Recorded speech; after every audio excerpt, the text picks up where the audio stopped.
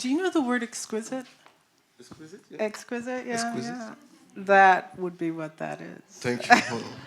Thomias Radin. He was born in 1993, and I tell you this because I realize I am 30 years older than you. Isn't that wild? Yes. Like I lived your life and my life. And you look 30. Look at you.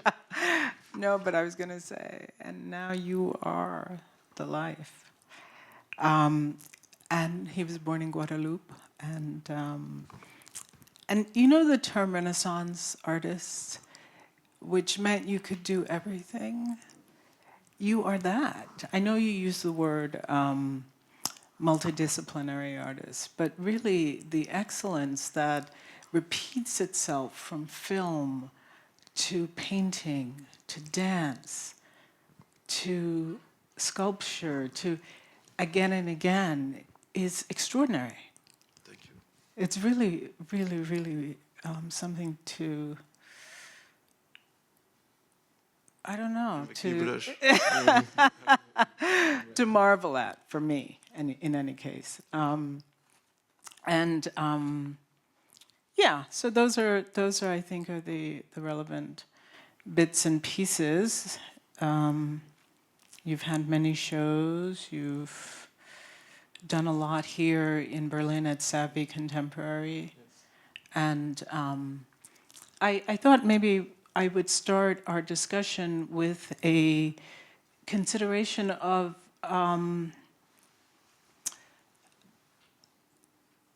Cain and Abel, which was the painting series was first. Painting, yeah. And then evolved into. Basically, we shot the film in 2021, but for the premiere of the film, 2 months prior, I had a solo show at RIVÂL. So I used this opportunity to use it as a sequel or a film. So I connected the narrative of this exhibition and the painting to the film. Yeah, but for the quote of Abel and Cain, I come from a very Catholic family, so religion was really heavy, and for my own interests, I do love archaeology and all kind of mythology. So me and Andrzej, that you see in the film, is my dance partner since more than 10 years now. So when we shot the film, we wanted to discuss the topic of migration, but not from a journalistic point of view, but to bring some poetry to it, but also mythology. And that's why we refer to Abel and Cain, because from our perspective also, the human race, we behave similar to Abel and Cain. Cain killed his brother and then lied to God and say, what happened to your brother? He said, I don't know. And with this topic of migration and Greece, the Mediterranean Sea, what we witness even now today, what's happening everywhere, Palestine, Congo, the human race, no matter the color, we have this kind of Abel and Cain syndrome toward each other, and that's why we also push the emphasis on it through the movie. And in the movie, you both move from refugee to administrative people. Do you remember the scene where they are themselves, the administrations, rejecting the, so you hold all positions at the same time. When I first saw this, I was really interested in, I saw it in France, and I was blown away, and then I kept going back and just sitting with it. And I'm personally working on a book on falling and on collapsing.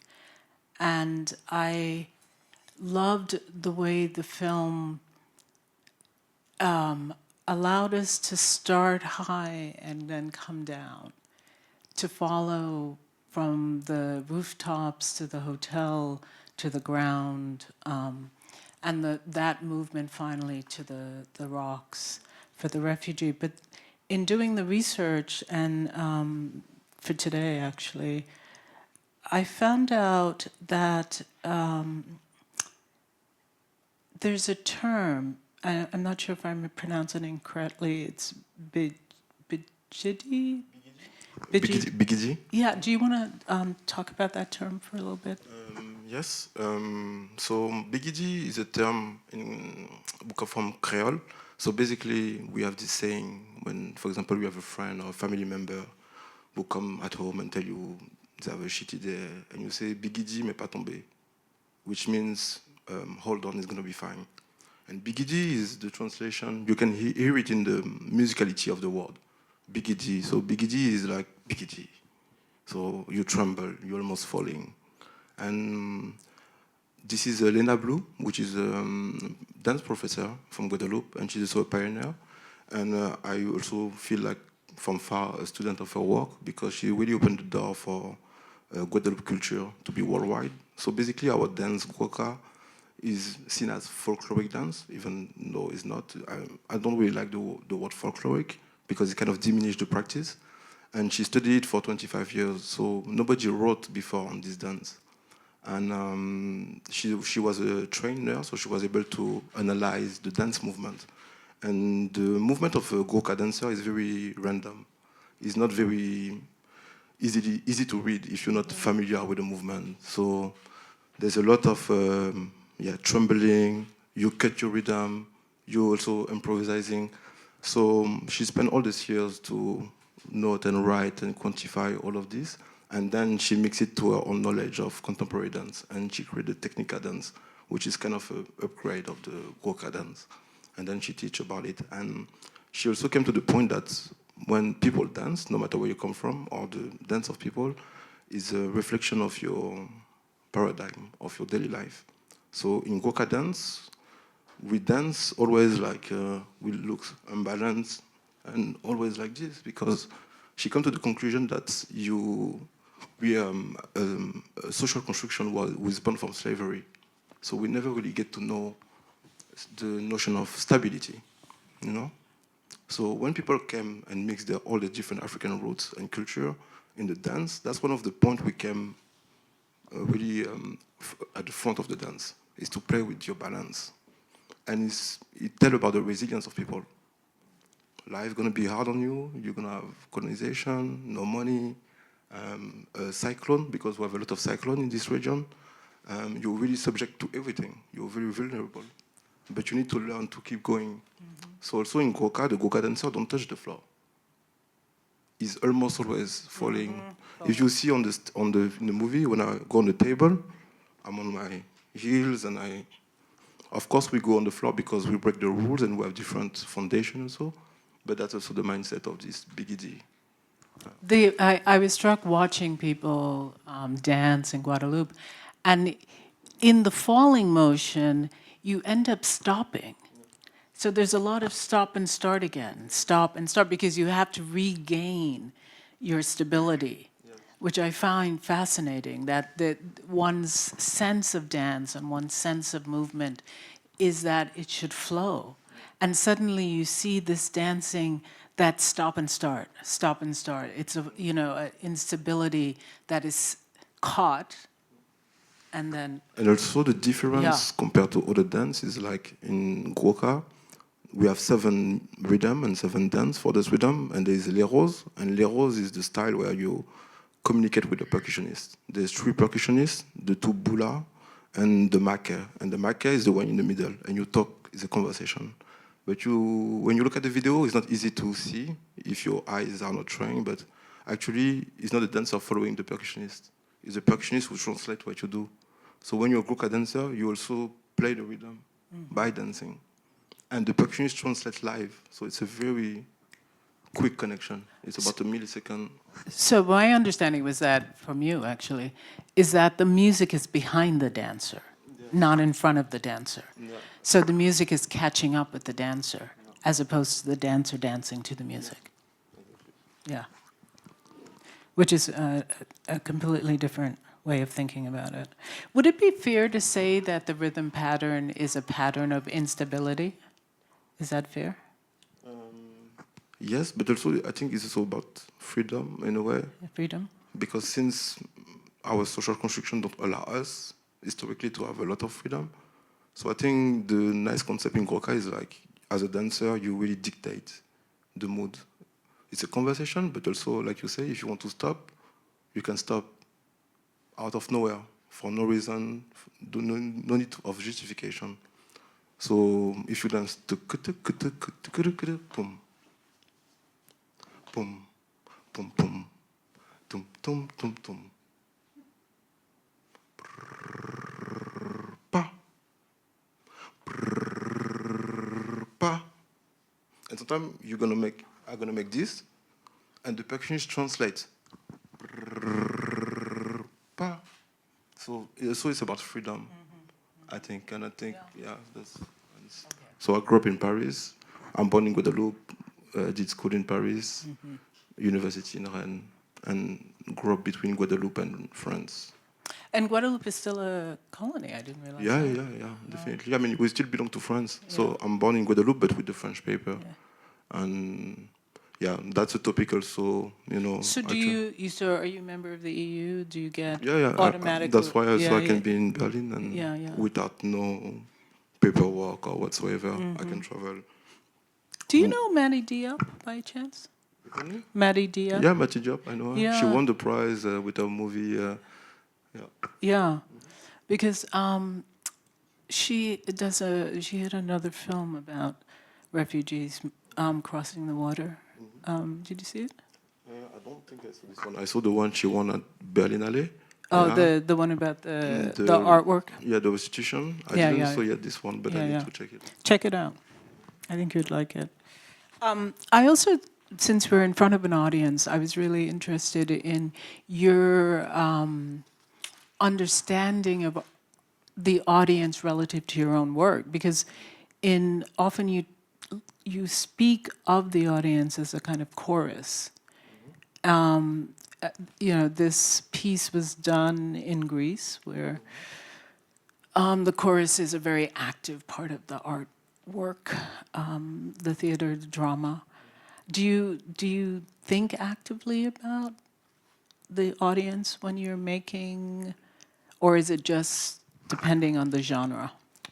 To be honest, not really, to a certain extent. Like, if we talk about performances, in terms of content, I don't think about what I will deliver to the audience or if they're gonna like it, but I include them in the constellation of the performance, so they can participate, I would say, from an energetical level. Because I do believe, like, in dance, or if you talk about dance science, more close you are from someone, better they're gonna feel you. So I always try to keep the audience very close for me when I perform. In this way, they can really like feel what we are living. Otherwise, if we talk about the making of the work or the film, I don't really like try to think too much about the audience. For example, I speak in Creole. The voiceover is in Creole, so we did subtitle, but that's that far as much waiting for the audience. But otherwise, I will not try to think, is he gonna like it, or is it gonna shock them, or.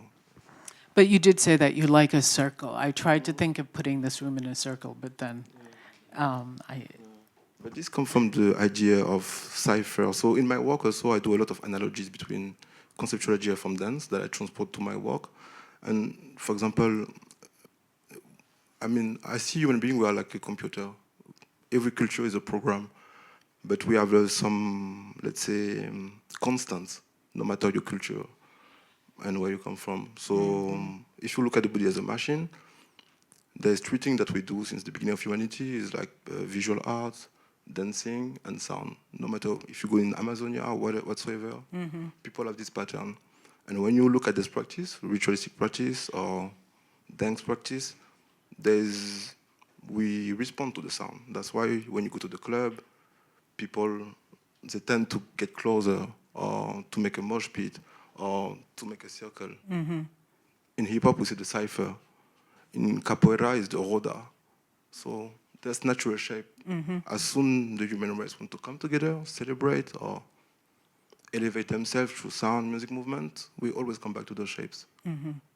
And sometimes it's a bit more specific, square, triangle, but more or less it's always the same. And we do it without thinking. In the club, we all know someone is dancing good, crazy, boom, circle. Not a square. We don't do a line. We don't do like, a star. Circle. Circle, You know, yeah. Do you have a therapist? No, no, no, no. No? Yeah, think about it maybe sometime, but No, I only ask because you talk a lot about Frantz Fanon and the idea of trauma within Black culture and the need for psychotherapy, the need to work out the trauma, the ways in which Black people interact with each other, and how they carry that trauma through life.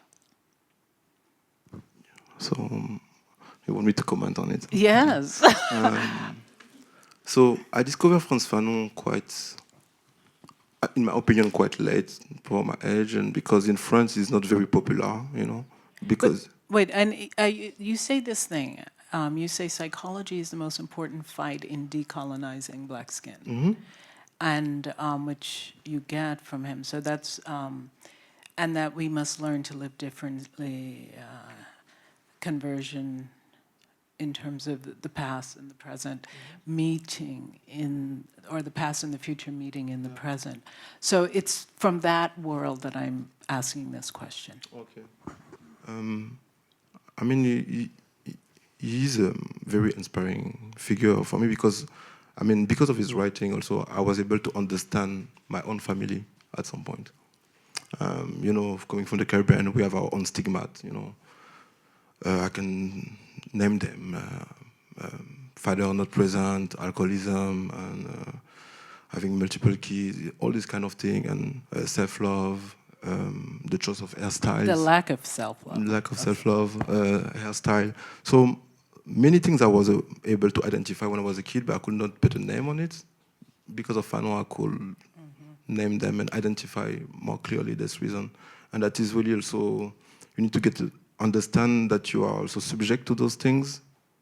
Until you're not aware of it, you're still somehow a victim of them. And from there on, I always appreciate in my work to place some cue who talk about the mental state. For example, in the film, me and Andrzej, the other dancer, we also, at the same time, the same person who also kind of hurt himself or herself.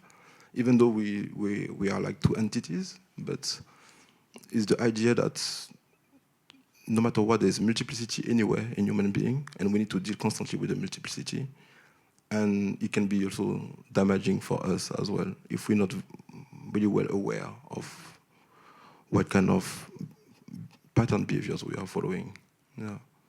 And I think my work is always punctuated by these moments who bring back to psychology. For example, my performance, What a Time to Be Alive, I premiered it in 2022 in Venice. And the performance starts with a monologue of 15 minutes where I impersonate someone who seems to have bipolar disorder or schizophrenia. And because I do believe that we are all a bit bipolar, but that's also our gift as human beings. That's why we are able to think in such many ways. I can talk to you and conceptualize completely something different at the same time. But if you're not used to deal with this complexity, sometimes it can play against you. Mm-hmm. So yeah, this comes back often in my work. I think we're going to open out to the audience. I just want to make sure I covered all the questions I had for you. Oh, my last question before we open to the audience is, the film had this sort of lovely way of communicating through movement, which is what dance is. But I didn't know that there was a specific term, the hand talking. What is the origin of the term? How does that work? So if you remember in the scene where we are on the big table, we have this hand movement. So this is something I borrow from hip-hop because I come from hip-hop as a dancer. My formation is hip-hop and house dance. And later on, I get interested into contemporary dance, capoeira, and floor work. And in hip-hop, often you dance on the lyrics of the rapper. Shimmy, yeah, shimmy, yeah. Give me the mic. Now I speak because I don't have music, but that's the hand talking. Yeah, But you can say a lot in dance. When the music starts, you communicate also with your opponent in the context of a dance battle, or even if you freestyle. But the end are also a way to point. And in this specific scene, we kind of playing two politicians who also kind of fighting for resources. So I find that it was a good way to approach the topic of possession and yeah. Yeah. Yeah. Yeah. Questions? Thank you.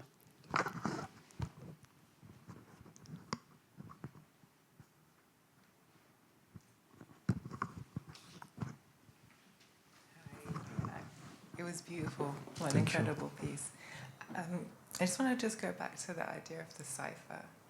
Can you tell me, or tell us, what for you is happening in that space when that space is formed and you're moving in the middle of it?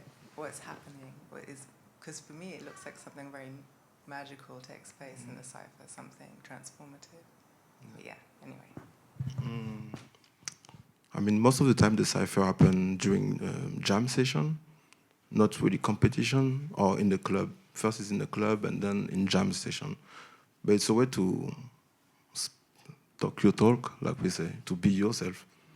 Of course, you need to get over the stress, but when you're really like experimented and you know, it's a way to share and to have beautiful conversation with other people. But still, by staying very grounded into your own touch and identity. And I think that's the purpose of the cipher. Like people will say now, is a safe space to be you and communicate with other people. So also you can be inspired, but not influenced. I mean, influenced, but not like out of your roots, you know. So I can come in the cipher, I have a style, I finish with something, I go on the floor, and then you're like, yeah, you go on the floor, but with your own way, and you show me, yeah, but me, that's where I do it. And then we can scale up the conversation really far. With Andrej that you saw, so he's one of my best friends, and we used to train together. And our training session mostly is like we train on our own side, our technical point. And at the end, we do exchange. We call it exchange. And we just put music playlist, and for sometimes 2 hours straight, no break. Back and forth, back and forth. But you push the conversation really far. And sometimes, if you know about dance, we start, and based on the music also, and sometimes I'm going to tell him, hey, look, what can you say with your chest? So I'm going to develop a whole round of dance where I'm going to be very technical, only using the chest, going on the floor. And he's going to say, okay, yeah, you're going to understand this thing, and you know. And sometimes you can refuse also and say, okay, I'll go completely different. Now I go on the floor, so what you going to do? And sometimes there's skills that the other one have that you don't have. So how do you compensate this gap? But you should not try to be the other one. That's the trap. You need to keep giving answer. And that's what I love about hip-hop culture, and that I try to promote also to my work, because I think it's a very futuristic template or blueprint for society. We often undermine it because of hip-hop culture and the mainstream, but even many people that know that the mainstream hip-hop that you see on TV is not even the real hip-hop. The foundation is DJing, graffiti, dance, MCing. So actually, the real face of hip-hop is even invisible to most of the people. Yeah, and Well, you know, when you talk about collaboration, which is so key for you, you have said that what makes you capable of moving across genres has to do with the ability to know where you stop and the next person begins, as in what their skills are versus what your skills are. So I wonder if that also applies to materials, like because your father was a carpenter and you work with wood in your sculptures. In fact, your book that you kindly made for us is within a wooden case as well. And do you have a certain kind of relationship with the material as well? you mean wood specifically, or in general? In general. In general. I mean, the film is a good example. Having Alex and Matt as the co-director also is amazing. They bring their own idea, Evelina, the producer, she found the amazing location. We also give this sense of high and low. So yeah, I know where to stop. And for the wood, I also like to confront myself. For example, to be honest, I'm not, as a carpenter, properly, I'm not as skilled as my father. Very far. Because that's his job. He's like... But... it's craft. It's craft. And it's like, practice. Yeah. I think even if you will see what I'm doing, it's like, what you're doing is disrespect, you know? It's like, I'm going to show you. But it's the idea to appropriate the material also as well and to feel comfortable with it. Because it's so, in my way, like a cipher, I feel I'm talking to him also. Because now it's getting more against therapy. We don't talk, you know? We don't contact. But that's also somehow a way that, you know, through this medium in the wood, I can also own my own language, you know, and experiment as well. Any other questions?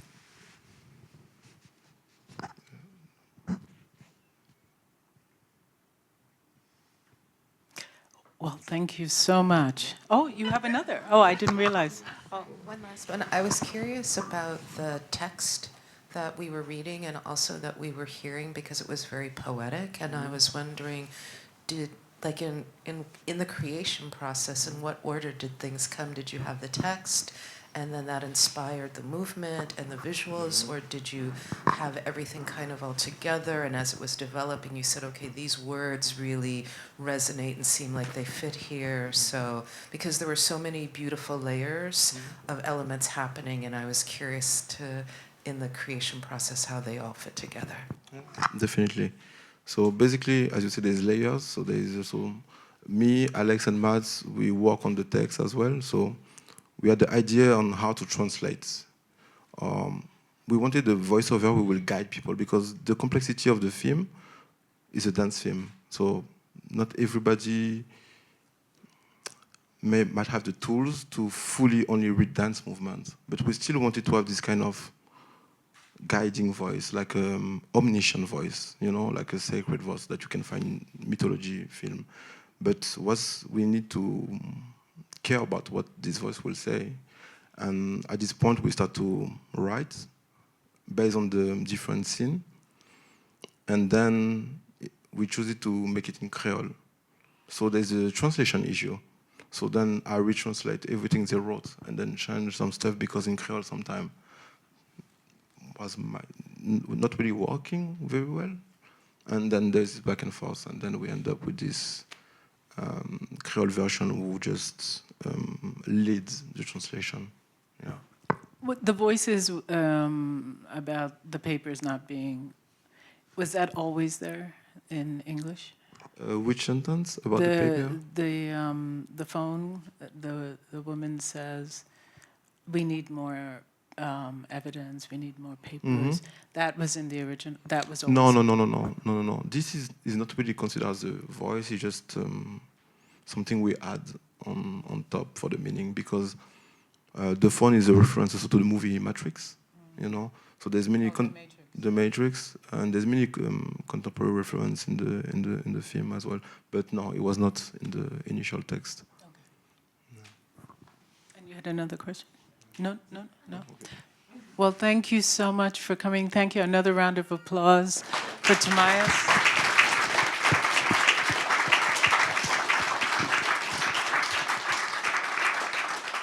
Our next event is Melchin, is that correct? Yes, I think so, in June. June 6th? Can I say a quick word? Yes, before? Of course. Yeah, so also we didn't really talk about it, but the music composition. Oh, the music, yes, of course. Maestro. I can tell you take out the music composition is... so you need to know the genesis of the film is also three people. It's Andrzej, that you see in the movie, and the compositor Delaware, and me. So those two guys are also best friends, but more than that, professional partners. And we perform together since 10 years now. And I don't perform with anybody else. I only work with them.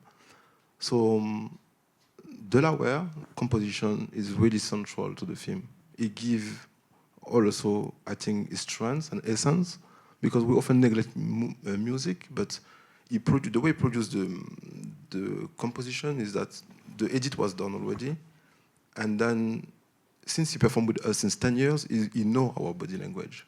He's really sensitive. He know what we mean. He was not there on set, and I fight that it was him. We tried other guy and didn't really work out. So he composed watching the film. So everything you see, you hear is like really finesse to the detail.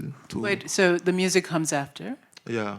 Oh, so like the original dancing, yeah, where the so music you see, follows the movement. Yeah, when we dance, we're not even dancing on the music that he produced. Just to show how good he is, like, that's really, for me, scientific work, that's really amazing. And we don't, we need to talk about some musicians because really, really, really amazing. And you really understand the poetry of our movements and allow them also to shine and to be more in depth, I will say, in the film. And yeah, and do I want to add something else about the film? Yeah. Quick question: the costume and the wardrobe, the colors. There were, in particularly the opening scene, I thought was so interesting throughout. Was that a collaborative decision, the three of you? Yes, to be honest, we did this movie also with a small team, so that you need to know. We did it in 10 days, the film. So it's a human adventure. We're like a pack of 8 people, and we travel all around Greece and shooting. And we choose this outfit and this color because it reminded me of my childhood. The uncle with the nice pants and the shirt and this light cotton and silk. Yeah. So we wanted to have also something nice, comfortable, but also... And there was some nice color in it, in an otherwise rather grim setting. Yes. And again, Andrzej is come from Congo. So Congos are known for the sap. So we have both this background of like towards clothing, and what he remind us, and we both felt really compelled and comfortable in those clothes because It set the tone really well. And I do have one additional one. The one scene where you were dancing on the top of that little tiny rooftop, there were some people on a balcony in the back, and were they just like hanging out, or did you ask them to be there? No. So you need to know we didn't hire nobody you see in the film. It's just random people doing their life. They are not really visible, you don't really see their face, but what I love also about the film is like there's the notion of archipelago and people behaving in an archipelago context. So I come from Guadeloupe, which is an island constellation, and Greece also have island constellation. And when I came to Greece, I really felt I was at home, not in a really cliche way, but the way people behave. Their demeanor, like the way they carry themselves, and the way they mind their business, not like in Germany, unfortunately. Because I can tell you, if we would shot this movie here, it would be impossible. Oh. People will stop us. What you doing? No. What? You have a paper? But in Greece, organic.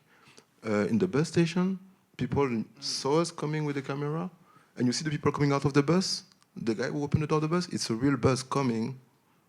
People just came out of the bus. He's a real driver. He come up, and we dance in the middle of the people like we don't exist. So also from having this cultural bridge and allow us also to make the movie. Greek people also really help us and contribute to, and have the sensitivity to just let it be. Even sometimes we are filming and people try to don't be in the shot but still witness it, and then ask questions, and then but full respect. Is the light similar in the archipelago in Greece as it is in Guadeloupe, or not really the light? Because is it sort of a low kind of lower horizon, equatorial type light? Yeah, it's quite similar, but in the case of the movie, the light is a bit different because it was in 21 and it's the year where we had the fire in Greece, this huge fire. So in the beginning on the rooftop, the color you see is not really edited. It's the smoke coming from kilometers away. And we have ashes. I don't know if you know, sometimes I got some white stuff. It's ashes falling all the time, tiny ashes. And so the light is similar, but it was a bit more smoky on this time. In Crete, it's very similar. The first scene with the water, it's in Crete. And the university scene is the scene where we are running. It's in the Crete University. So also every location that you see is also somehow the way of the migrants backwards. So there's the water, the bus station, because you can still migrate in Europe through bus. The office is the official Bürgeramt of Athens. The hotel. The hotel as well, because often if you have a few coins, you go take a night.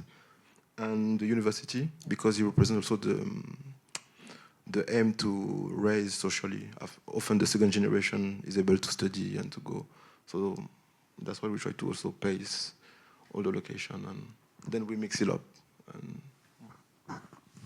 Thank you for that. Well, it's Saturday night. Get out there, do it. Thank you so much. Bye-bye.